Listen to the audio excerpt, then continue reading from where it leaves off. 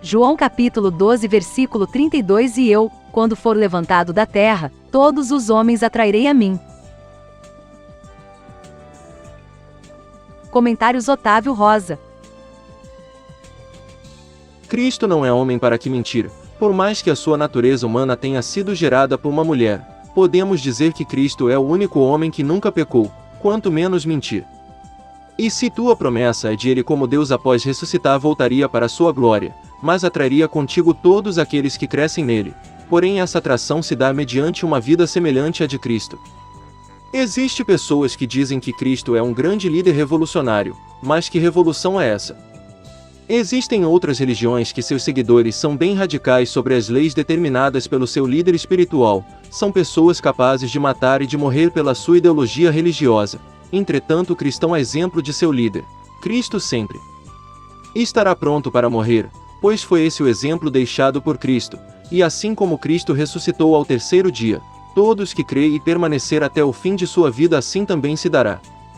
Certa ocasião no jardim do Getsemani, um dos 12 discípulos, a saber Judas Iscariotes acompanhado por uma multidão de pessoas entre a guarda do templo, doutores do Antigo Testamento, a Torá vieram ter com Cristo, um outro discípulo de Cristo vendo aquela movimentação para prender a Cristo, armado de uma espada deferia em certo guarda de nome.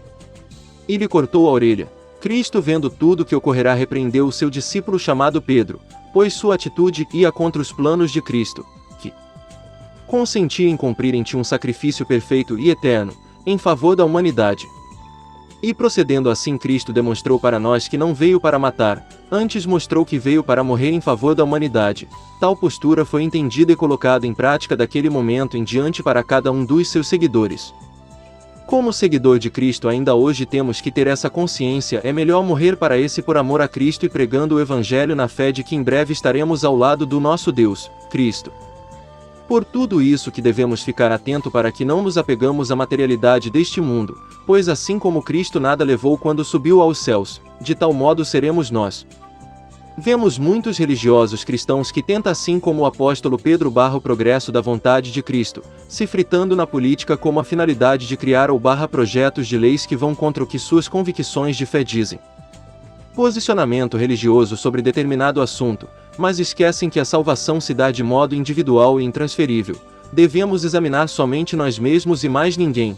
A disputa religiosa cristã iniciou quando a Igreja Católica decidiu que os cristãos não deveriam ser mais perseguidos, mas sim perseguidores. Quantas foram as vidas destruídas, entregues ao diabo porque a Igreja cristã não soube respeitar as crenças alheias. Mulheres foram queimadas vivas sendo reconhecidas pelo vigário como bruxas, e ainda que fossem não daria a Igreja Católica proceder de tal maneira, antes pregando o Evangelho de Cristo, dando a liberdade para a pessoa crer ou não.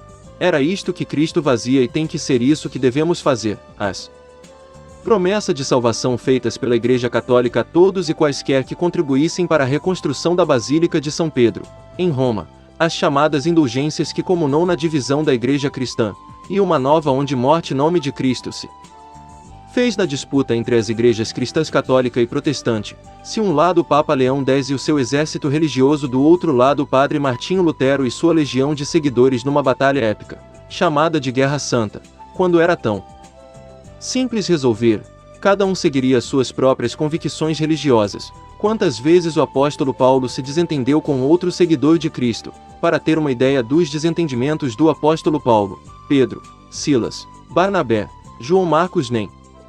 Por isso se desencadeou uma guerra entre eles em nome de Cristo, levando dezenas de centenas de milhares à morte não somente física mas à morte espiritual.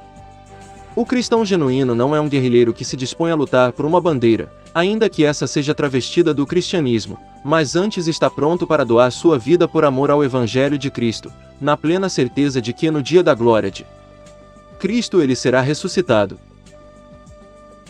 Ajuda-nos a divulgar o Evangelho de Cristo, deixa seu like, compartilha esse vídeo, se inscreve no canal e Ave, o Eterno, te abençoe e te guarde.